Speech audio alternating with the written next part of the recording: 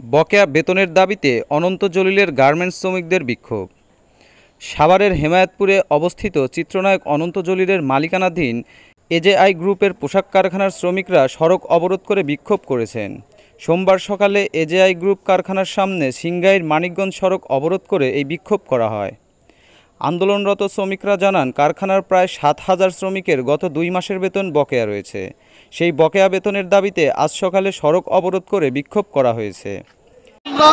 আমাদের বলে যে না, তোমাদের এদের টাকা দিয়ে দিলাম, চলে যাবো। আমরা এখানে ওদের যে স্টাফ 2 মাস বেতন পায় না, ওরা যায় না।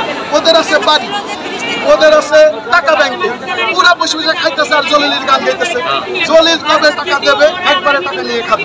ঠিক আছে, অত্যাচার আমাকে উপর। প্রোডাকশন করো, এই যে বন্ধ গেছে 3-4 দিন, আমরা কিন্তু ফ্যাক্টরি চালাইছি, আমরা কিন্তু ভিতরে কাজ করছি, আমরা ফ্যাক্টরিতে কাজ করলাম, আমরা ফ্যাক্টরিতে সবকিছু করলাম। আমাদের বেতন দেবে না, আমাদের বেতন দেবে না কেন? সপ্তাহে ছুটি হলে ফ্যাক্টরি খোলা, কি কারণে খোলা বলে না? ঠিক আছে, এইভাবে আমাদের এজেআই কোম্পানির ব্যবস্থাপনা পরিচালক চিত্রনায়ক অনন্ত জলিল শ্রমিকদের বেতন পরিশোধ সহ সকল দাবি মেনে নেওয়ার আশ্বাস দেন। এ সময় সেনাবাহিনী এসে পরিস্থিতি নিয়ন্ত্রণে নিয়ে শ্রমিকদের সড়ক খুলে দেওয়ার আহ্বান জানান। বেতন দেওয়া হয় না, আর যে সমস্যাগুলোর কথা আপনারা বলেছেন অলরেডি এই মালিক পক্ষ এটা মেনে নিয়েছে এবং সেই হিসেবে আমাদেরকে আশ্বস্ত করেছে যে আপনাদেরকে বেতন দিয়ে দেওয়া হবে। আজকে বেতন দিতে হবে, আজকে বেতন দিতে হবে, আজকে বেতন দিতে হবে।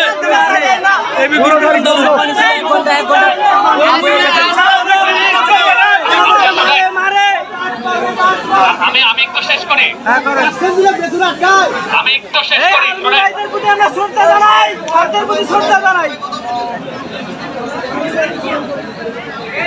এই যে গত মাসের বেতনটা আপনাদের একটু দিতে দেরি হচ্ছে, তাই না?